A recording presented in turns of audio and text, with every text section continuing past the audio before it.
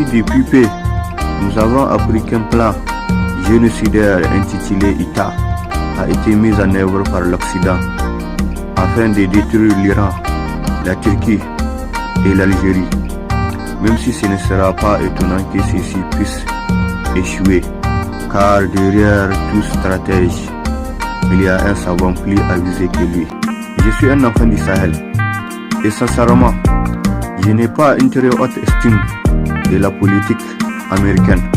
Elle est même très nulle à mes yeux, car les États-Unis d'Amérique symbolisent une mégalomanie sans commune mesure, une condescendance extrêmement décadente, une condescendance extrêmement habile pour envahir et détruire tout sur son passage, une condescendance extrêmement dangereuse à tous ceux qui s'opposent à l'appareil militaire d'un pays dit de la liberté.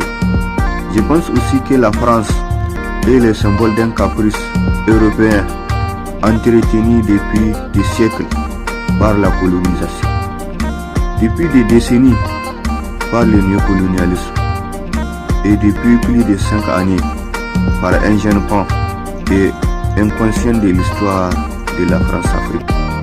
La France représente le symbole d'une démocratie parasitaire qui suce le sang des Africains.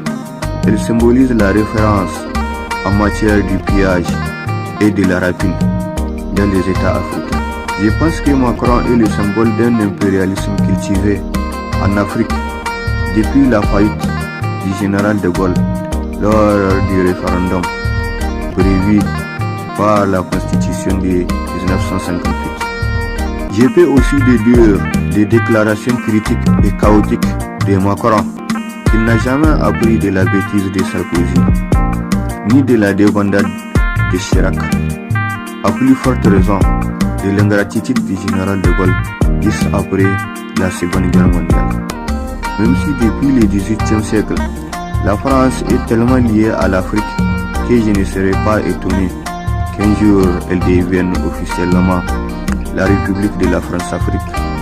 Même si les États-Unis sont tellement illuminés et aliénés par leur constitution, qui est extrêmement condescendante, qui est pleine de grands idéaux, de grandes expressions, et pourtant si pauvre en humilité.